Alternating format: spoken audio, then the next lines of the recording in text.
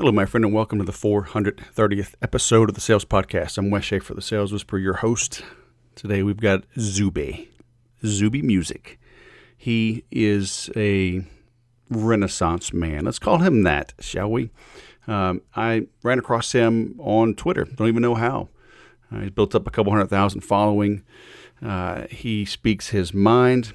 He is setting some different records. You'll have to research him to see. He was on the Joe Rogan Experience last September. Really cool dude out of the UK. Grew up in Saudi Arabia. And I'll just say he's a Renaissance man, all right? You've got a lot to learn from this guy. I enjoyed our time together. I accelerated the publishing of his interview. I'm about 2 months ahead right now. But I just spoke with him earlier this week and squeezing him in because he's worth it. So enjoy this interview.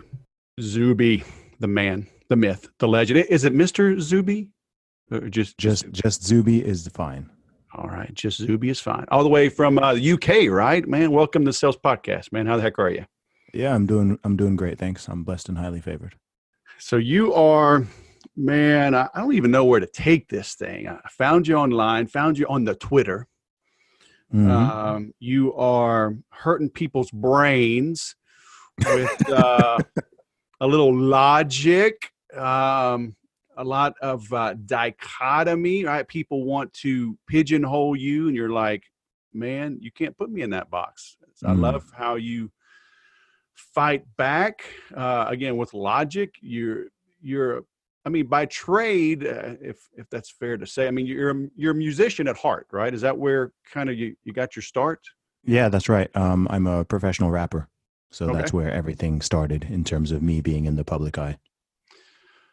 So how does a rapper from the UK end up being a social media phenom talking about life, politics, common sense?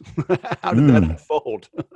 Man, I've been doing it for a while. I started sharing more of my thoughts and views outside of the world of music in 2018, just because the way the world was going somewhat prompted me to. These are conversations I've been having in public for a long time, stuff that I think about a lot, and I didn't really realize how much of an appetite and a necessity there was for it. To this day, I feel like 90% of the stuff I say is fairly straightforward and shouldn't really be all that controversial. I mean, sometimes I know I can kick the hornet's nest a little bit, but I do think that the vast majority of stuff I say is, well thought out, reasoned, rational. I don't think it's some super crazy opinion or something really far-fetched or anything like that.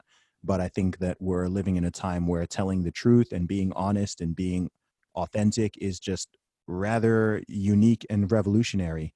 And as a result of that, not just through my music, but through different aspects of social commentary and interviews and my own podcast, I've managed to just reach I don't even know how many people, certainly in the millions, reach a ridiculous amount of people who seem hungry for this message and who are open-minded and who want to hear, something positive. We're living in a time where everybody wants to be pointing the finger outwards and be blaming other things and be blaming whether it's the system or this politician or that.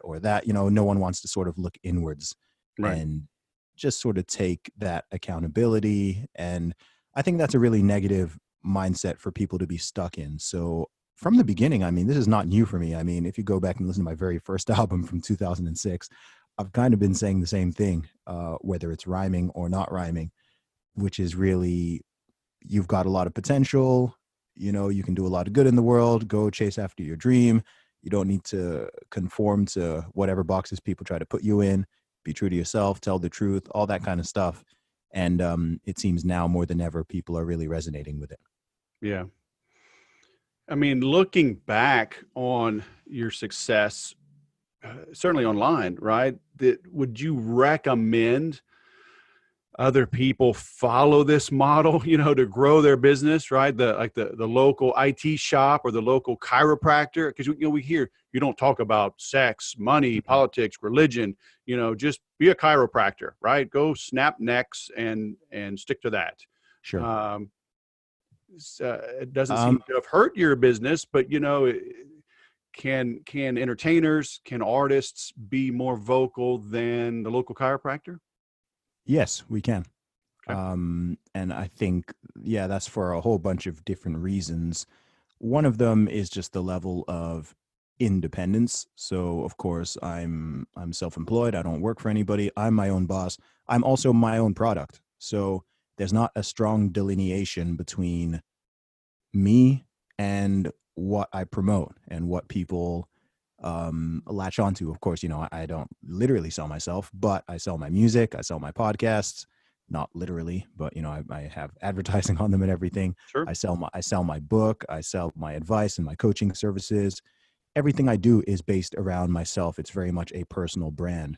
So, if someone is working for a corporation or a company that's a lot more, I guess just totally neutral. You use the example of a chiropractor, then yeah, sure, there are chiropractors out there who could put out more of a personal brand and could share more of their opinions and thoughts and whatever like that.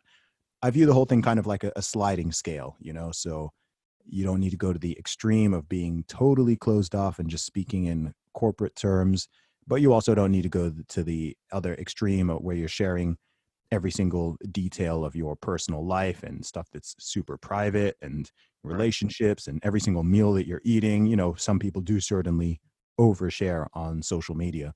And depending on who you are and what kind of business you're in or what it is that you're trying to achieve, I think each individual needs to work out where they want to set their tone on that sliding scale. For some people, it's like, okay, I'm not going to talk about these subjects whatsoever. And Right. that's totally fine. And that's reasonable. I don't recommend everybody take my approach. And even with me, I mean, there are certain things that I will not talk about at all, pretty much. Right. It may seem like I'm having no filter, but I actually have a very, very strong filter in terms of what I put out there. So, I can share a wide range of topics, and I know my audience appreciates hearing my opinion on those, even if they disagree or, they're not on board with everything. They know that I'm being authentic, I'm being honest, I'm not trying to deceive people or Right. share opinions and views that I don't truly believe in. And I know that that itself plays into my own brand, if I'm to think of it that way. But really, it's just me being me. How did you pick Twitter to be your outlet? Did you just you were just there already, or? I was already there, man. I've been on Twitter since 2009. It's not the first one. I mean, I've been on Facebook since 2004. I've been on YouTube since 2006. So Twitter is not the first one I was on at all. Before all that, I was on MySpace and things like that. So Twitter only became my main social platform around 2018. And that was largely because of the Facebook algorithm starting to really crush organic reach. Mm-hmm. So I already had my Twitter following on there. I think at 2018, I would have had about 10 to 12,000 followers already. So yeah, I started using Twitter more as my main channel, and it became even more effective for me once they doubled the character limit from Yeah. 140 to 280. Sure.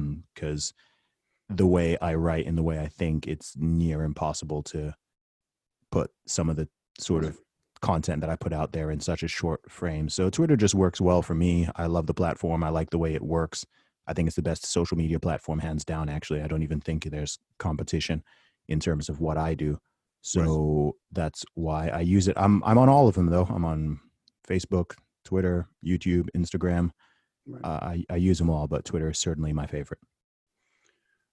Are you planning things out, or are you in the moment, talking about things that hit you? Because I mean, some of your things are quite deep. I'm like, man, where's he getting this stuff from? Like, I'd have to read for a whole weekend just to get ready for Monday, and then man, you'll throw 7 of those out on a Monday. I'm like, Yeah. where's he getting this stuff?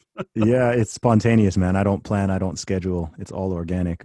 All my tweets are in real time. A lot of people recommend scheduling tweets. I actually don't schedule any of my tweets. Mm-hmm. Everything is tweeted in real time. If I'm sleeping, you're not going to see any tweets coming from my account. if I'm awake and I have a thought and I want to share it with the world, then I will. Yeah. Cool. And have you seen a spike in business? I mean, can you point back and like, hey, here I am, 2018, Yes. getting vocal, and sales are going up? Yeah, absolutely. Absolutely. My book is now sold about 1,500 copies, and that's totally independent. That's not even with Amazon. That's purely my website, teamzuby.com and gumroad.com. I've just been promoting and selling my book on there. I'm currently doing the third run of paperbacks because the first two sold out. So the sales have been good. My merchandise sales have gone up. My music streams and sales and downloads have all gone up, just as my audience continues to grow and more people discover me every day. So look, Mm-hmm. I used to always want people to come through the front door of my music. And now I look, Team Zuby is a house, and I don't care what door you come in. You can come in through the front door, through the music. You can come in through the podcast or a feature that I've done on somebody else's podcast or interview. You can come in because you're interested in my fitness advice or just some of my mindset stuff or motivational stuff. I don't care. If Right. I can offer something of value that helps anybody in any way through my words or my actions, then let's do it. Yeah. How do you decide which of the trolls to engage, delete, and block, or just ignore? Oh, wow. I don't have a set guide. I try not to block people. I avoid blocking people unless they're libeling me or my fans, or they're being legitimately like very hostile or abusive. I never block or mute people simply because they disagree with me, because that's how people end up in these weird echo chambers. Right. I'm totally open to criticism. I'm open to disagreement as long as it remains decently respectful. If someone just wants to jump in there and tell lies about me or try to slander me, or they want to, threaten me or Yeah. or my followers for that matter, right? If I see Sure. someone attacking my followers, then yeah, they'll get a block, because if it's someone who's just annoying, then I'll just mute them because I Yeah. don't want them to access. I view access to my tweets as a privilege, right? So if you want to if someone wants to act like an idiot, then I have no problem. If they're getting ridiculous, like I said, I'll just Right. block them, because I think my block list is probably less than. I'd be surprised if it's more than about 50 people. Like you Oh, well. really have to be a terrible person for me to block you. Right. So I try not to do it. But yeah, and then in terms of engagement, I normally have a quick scan and see if it's worthwhile. If it's someone who's got a big following and they're coming after me, then I'll happily air them out, because then I can, use them to my advantage. If it's someone who's got 3 followers and they're just trying to bait me, then sometimes I'll start typing a reply and then I'm like, why am I responding to an anonymous account exactly. with no followers? Got to pick your battles, huh? Exactly. It's a waste of time. And I don't want to let them win by draining my own time and energy, because that is valuable. Yeah. Amen. Have you had any issues like out and about? I mean, people confronting you, or are people usually just braver online than they are in person? I mean, sometimes they want to take selfies or get an autograph or something. That's cool. Well, yeah, that's cool. But Yeah. like nobody calling names or whatever, hey, In the idiot, real you're the world, one no. online. And what's that? No. Yeah. Cool. No, and I wouldn't expect Well, that I mean, either. here, dude, in the States, I just saw a guy, his wife got him a red hat, said, make 50 great again. Right. Sure. And a woman walked up, slapped him so hard, cut his face, and so it's like, Just I'm randomly? just Like a stranger? randomly, dude. And it's like, I got a family. I don't wear stuff like that in public, because I mean, they're literally losing their minds over here. I'd wear that. I'd wear a red hat. In fact, you're tempting me to make one now. I might need to add that to my merchandise list. I've got one, man. Make sales great again. Yeah, there we go. Yeah, I might But make one that just says like, it's just a hat, chill out, or something like that. I know, but it's like, I don't know, especially with a family, right? I'm not going to put my family at risk just to make a statement. If I'm alone, hey, I'll do whatever. Yeah, sure. I can handle my own. I don't know, man. Look, I think people like that are borderline terrorists. Like if you're, Well, they are, but they exist. I'm sure they do. I'm sure they do. I don't know. I'd be very curious to. I mean, I'd wear a literal MAGA hat in public, and I've never done it before. I don't own one, but I don't either. theoretically, I would. I don't care, even if it was just to annoy people. Yeah. And I'm sure, obviously myself being a black guy, it would probably be extra confusing for certain types of people. So it would probably be a fun social experiment. But I Oh, would be very, hold on. Whoa. You're black? whoa. I thought Well, you were just actually, like a tan Swede. I'm actually more brown. I don't think anyone's actually black or white if we're being technical, but Yeah, in the dude. random way human beings have decided to This categorize is each other. messing things up, man. I'm on the right side of the political aisle. I can't be seen associating with black people or even Oh, brown really? people. Oh, Oh, crazy. God, this is like messing up my world. All right, let me see. I had Oh, some other questions. So you got me off my game with that whole thing. yeah. Uh, Shocker. so yeah, I mean, I love it. And what what I would encourage my listeners to do, and I'm thinking through this myself because I was on Facebook a lot with a lot of political stuff, and I've toned it down the last several years. And like I'm thinking about this, like just kind of following in your footsteps, because I too see things progressing in a way that I don't like. It concerns me. I've got a family. I Mhm. got kids. I do want to make the world a better place. Can I do that with social media? Maybe, maybe not. But I mean, you entered this just organically, right? You Mhm. didn't have an agenda. You're like, No. hey, I'm gonna speak my mind and let the chips fall where they may. And now 2 years later, it has helped your business. So can somebody, I don't want somebody to do this. And by this, I mean, be more vocal on social media with your opinions. I Sure. don't want them to do it just for the sole purpose of growing their business. Yeah, yeah. Right. Because you almost become a caricature of yourself. Like, Mhm. oh, let, let me, let me shape this post in the way to bring the most clicks to my website, right? Because Yeah, that's not the way to do it. yeah, that could be kind of self-defeating, huh? Sure. Yeah, it's also just not. It's disingenuous. It's not Right, authentic. Yeah. right, I mean, look, I'm a rapper. I'm a musician. I'm an artist. I'm a public figure. Like, why would people expect me not to contribute my own commentary and ideas and everything like that? Isn't everybody else doing it, right? Isn't everybody else complaining about all these celebrities collecting their awards and giving their speeches and always sharing their views on politics? And it's like, whoa, wait. Well, if everyone else can do it, why would I not be able to? You see what I mean? In right. fact, you get people, musicians saying, yeah, musicians actually should do this. They should talk more about that. They should. I'm like, okay. And then some people were like, oh no, not like that. Because it turned out, some of my views aren't necessarily what they assume they may be. Right, Although again, I'm a very moderate dude.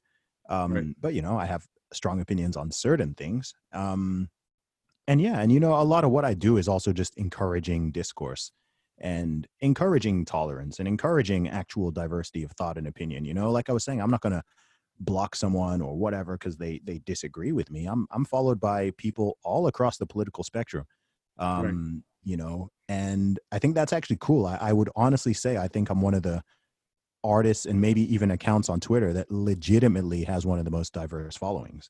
right. Not, like in terms of actual ideology and worldview and politics and everything like that. I mean, the other day I posted something saying that it was probably one of my best tweets to like upset everybody, where I said something about I think that both Donald Trump and Barack Obama were decent presidents. And so that just, there's plenty of people who agree with one of them and disagree with the other. But the fact that I said that I think they're both decent, that was like, hey, like, what side are you on here? So, and that's kind of the point, it's like, look, I've got my own views, I've got my own opinions and everything like that. And I've got a right to express them, and I will express them. If you want additional explanation, I'm happy to explain anything that doesn't make sense to people or surprises people or anything. But ultimately, I just encourage free thinking, and I do encourage people to, unite. I try not to be divisive. I do try to, I might be polarizing, but I try not to be divisive, because that's ultimately what I'm fighting against. And I do think fundamentally we all have way more in common than we have that differentiates us. I mean, that is one of the problems with politics in general and identity politics in particular. The game is set up to make people focus on the differences, right, rather than to make people focus on the fact that, I mean, this is the difference between Twitter and real life, right? You go out in real life and everybody is essentially getting on with each other, right? Yeah. At least they're being civil. You don't go out in the street and people are fighting and attacking each other on public transit. Generally people are very cool, calm. You're in the US, Republicans and Democrats are walking past each other and working with each other and doing stuff with each other every single day, and there's no friction. And then suddenly people jump online and they go back in their little bunkers and start firing missiles at each other. Mm-hmm. And and that's kind of the way politics is set up, unfortunately. Sure. But I think people can do that. They can share their opinions, they can have their discussions, but at the end of the day, it's a bit like a soccer match or any sports, right? Two teams play against each other. You push, you fight, you win, you lose, whatever. But then you shake hands and it's like, yeah, good game. Right. And I think ideally that's really how politics should be. If people don't want to even play, or they refuse to shake each other's hands afterwards or whatever, then that's where you've got a problem. And also it's a very immature attitude. Yeah. It's one small part of people's lives. Ultimately, what do most people care about, right? They care about, looking after themselves, making sure they have enough money, paying their bills, looking after their children and their family and their relationships, having good friends, being in good health, all of that stuff. And that is totally apolitical. Like whatever your stripe, everybody can agree on those. How you reach those things, sure, there might be some differentiation. Maybe this person wants the healthcare system to be set up this way. This other person thinks it should be set up that way. This person thinks we should be giving more foreign aid. This person thinks, it's like, okay, cool. But is that worth beating each other up over or attacking someone for wearing a red hat? No, it's absolutely not. And when you break it down like that, then I think most people can understand why it's kind of silly when people get so into it that they become very sort of blinded by rage. Yeah. Crazy, huh? So you've got your music, right? ZubyMusic.com. Mm-hmm. And your book, the book is on fitness, right? Yeah. And how'd you Strong get into Advice. that? Sure. So I've been going to the gym since I was about 15. I went to boarding school in the UK from the age of 11. So I've played sports all throughout my life, really. But when I got to the UK, when I was 11 or 12, I actually started playing rugby. And after playing for a couple of years, once I hit my teenage years, when I was like 14, 15, I actually started going to the gym just to get better at rugby, to become a little bit stronger and fitter and bigger, build some muscles and stuff like that. And I've been going to the gym pretty consistently since then. First couple of years, I didn't really know what I was doing. Been through a lot of ups and downs, tried different diets, gained weight, lost weight, gained more weight, lost more weight, been through all these different cycles of it. And I've been helping people with fitness stuff on an informal basis for a long time. I'm someone people have always come to and ask for advice. So I thought, you know what, let me put together an ebook that has all the info people need to learn how to build muscle, burn fat, gain weight, lose weight, stay in shape, get stronger, all that kind of stuff. So I put it together as an ebook to begin with, and it started selling very well. And so I also followed it up with an audiobook, and I've also done a few runs of the paperback as well. And yeah, the book is getting great reviews. It's helped a lot of people. And yeah, it's just, another positive thing that I can put out into the world. So I'm very happy that I did it. And they can get that on your website. Is that it's teamzuby.com is your? Yeah, teamzuby.com. You can get my book there. You can also get my music and my merchandise. Yeah, cool. So I'll make sure and link to all that. So man, how does a Brit lose the accent, huh? I never had it. Oh yeah? Never had it. Yeah. Just your parents, just household, just no accent? I grew up in Saudi Arabia. I didn't grow up in the UK. Oh, gotcha. Yeah. So I was in the American school system up until fifth grade. Yeah. So okay. yeah, in Very Saudi cool. Arabia, most of my teachers were American, and so I learned English mostly from Americans or people with American accents. So I've never actually sounded like a true Englishman. So was your family as military or government? No, my dad's a medical doctor. Oh, okay. So yeah, he worked for an oil company out in Saudi Arabia. So we lived there for 19 years actually. Oh my gosh. Did you like it? Yeah, I loved it, man. Great place. Yeah, I've not been to the United Arab Emirates. Okay, cool. But not Saudi.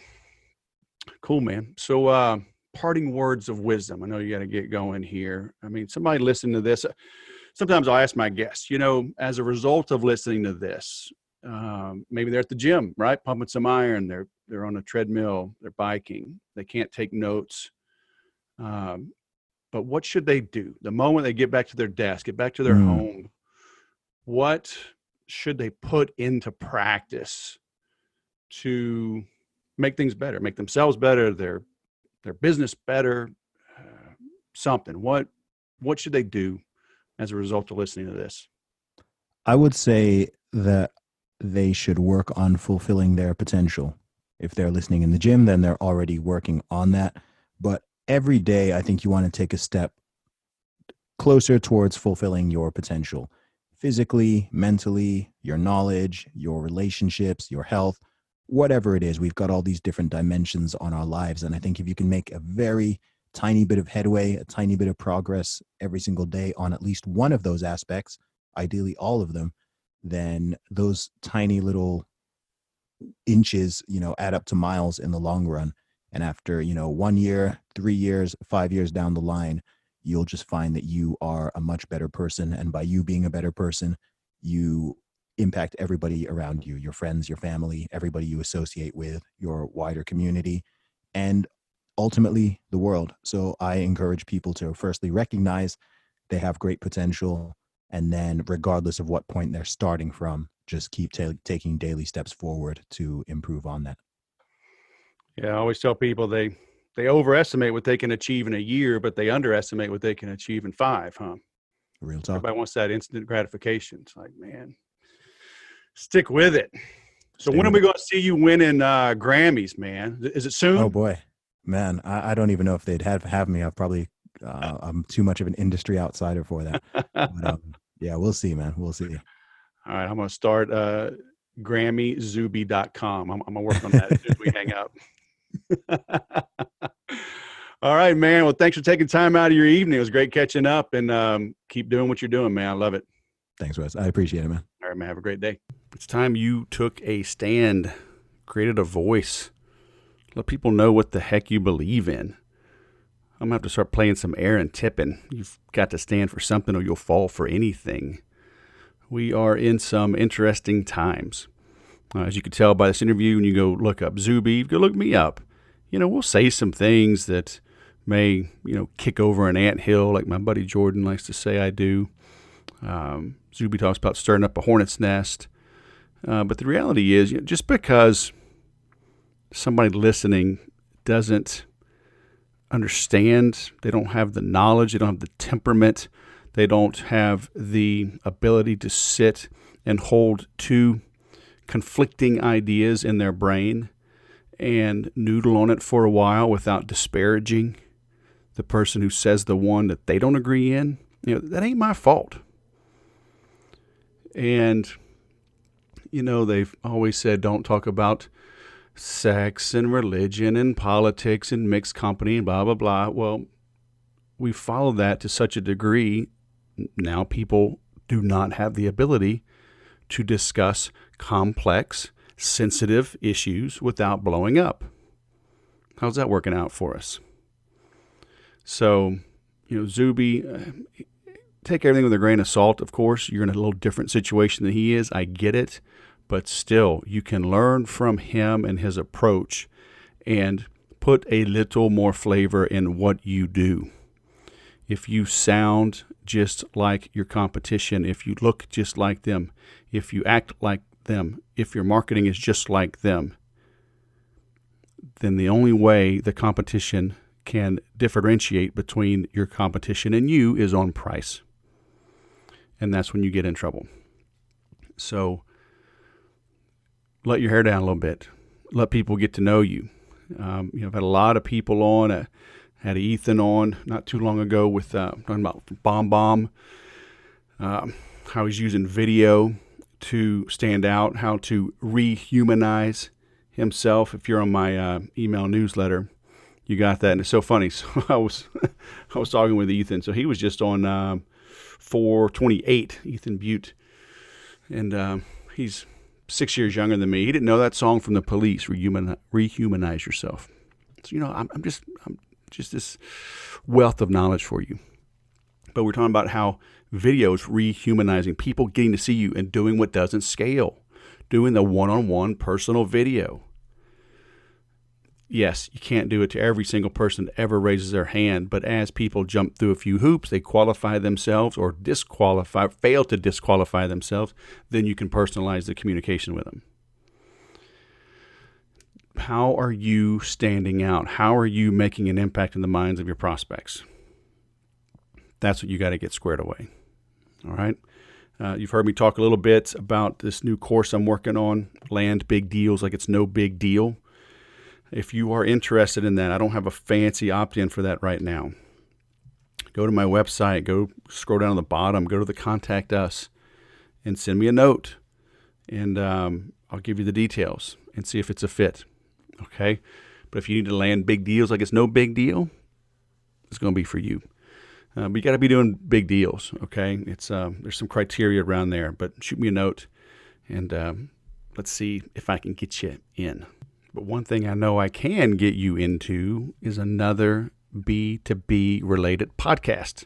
It's the B2B sales show from Sweet Fish Media. I was recently on their episode number 67, but you can go check that out if you like it. Subscribe to them as well. As usual, thanks for listening. Now go sell something.